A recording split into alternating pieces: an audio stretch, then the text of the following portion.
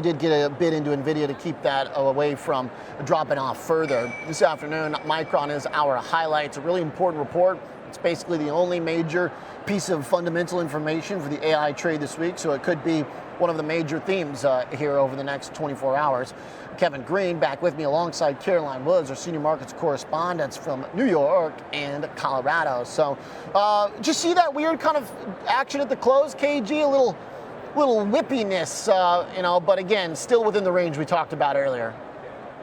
Yeah, definitely, especially when it came to the semiconductor space. That really is what actually drove us higher. I believe NVIDIA caught about a $3 bid going into the close. Micron kind of did the same thing when it came to seeing a little bit of a ramp up, and rightfully so. So that's really what carried us into the close. But let's see what happens with Micron as they report earnings, because they are having earnings out. We are seeing some choppiness when it comes to that price action as well. So that could really determine the landscape for tomorrow, as we only have, for the most part, initial claims to really worry about. Yeah, Micron's out. So let's go there. It just dropped to about $131 from $142. So we're still within that market maker move, but we are testing at least one of those downside dealer levels that we talked about earlier.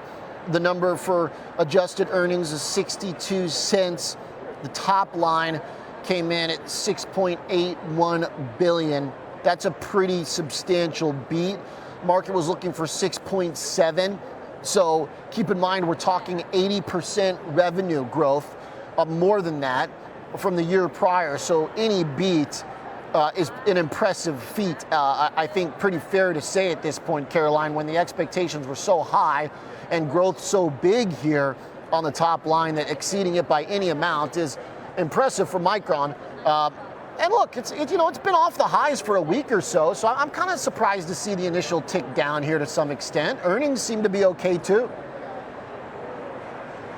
Yeah, it was a beat on both the top and bottom line, but I think the issue with Micron, as you said, was that expectations were so high, and analysts really were ratcheting up those price targets heading into this report because they were expecting a beat and raise.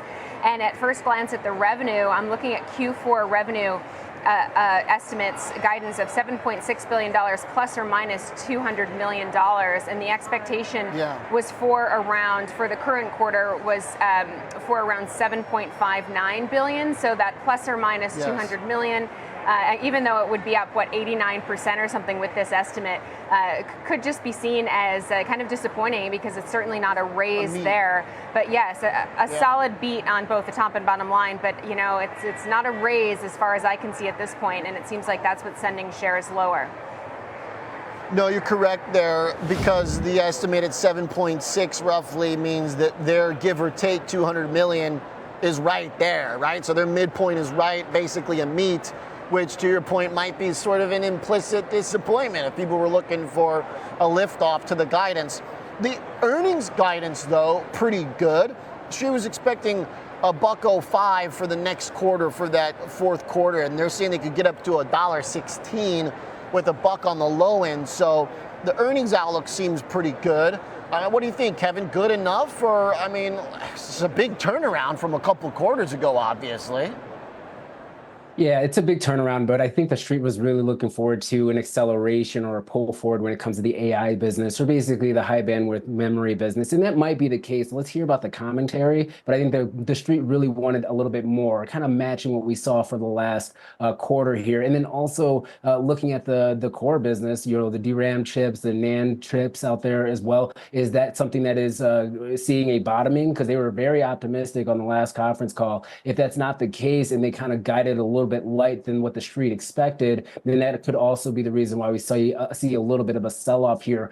Also, just be mindful too, Caroline's been covering this for the last week and a half, so I commend her for that. A lot of analysts have been front-running this earnings announcement, and that's very rare to see that, and I think that they wanted to see a little bit more too, right? We always have consensus numbers, and you have whisper numbers, and it seems like the whisper numbers were a miss for the most part here. But on the conference call, they can turn that around if they provide us a little bit of an optimistic tone when it comes to the AI business, and maybe giving us some high-level numbers as far as growth rates when it comes to high bandwidth memory as well.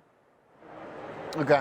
So look, there is that kind of high-end, the hyperscaler, high bandwidth memory build out, but there's also the traditional cyclical, mobile devices, PC side too. I mean, it seems like they're firing off on all cylinders, Caroline, but as KG pointed out, your coverage and the analyst side has been really expecting all of this basically.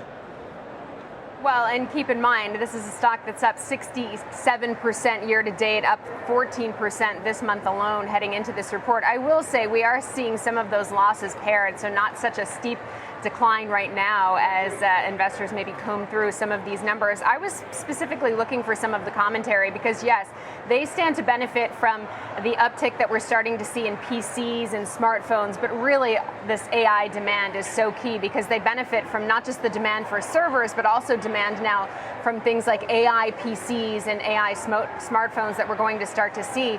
So I was curious about the commentary because earlier this year, Micron was saying Micron should be one of the biggest beneficiaries in the semiconductor industry of this multi-year growth opportunity driven by AI. So in terms of some of the initial commentary I'm seeing, they're saying that they're gaining share in high margin products like high bandwidth memory, and I know analysts were bullish because of that. There was one, Wolf, I believe, said it should result in $20 per share eventually, but they're saying our data center SSD revenue hit a record high, demonstrating the strength of the AI portfolio, both in terms of DRAM and NAND.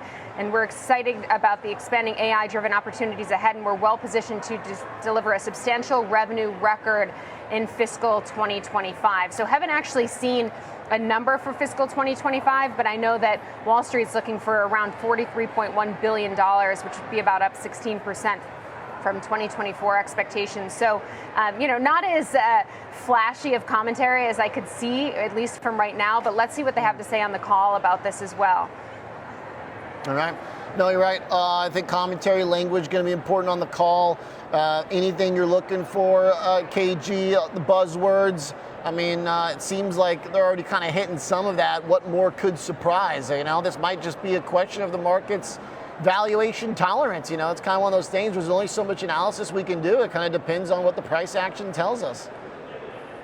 Yeah, I would say if an analyst is looking at their income statement here, I would probably ask the question around the margin contraction on a quarter-over-quarter basis. That is actually standing out to me. It looks like last quarter we were at 28.1%. This quarter at around 20%. I know that there was some write-downs because they are kind of writing down, I believe, the NAND business in certain segments. They have a factory that they continue to write down. That might be one of the reasons, but I don't think the street was actually kind of prepared for that contraction in margins on a quarter-over-quarter basis, knowing that we have these tailwinds for AI. So getting a little bit more clarity around that. But outside of that, I mean, it's a decent report. Expectations were fairly high, but what's going on with the margins? And are you pulling forward some of your cost right now because of this expansion strategy? And if so, how long is that really going to take? And how much of an impact should we see over the next couple of quarters? I think that would also be another good question that we can get from some of these analysts and get some more clarity on. All right. Good stuff. Nice work, good analysis. Thank you guys for the perspective.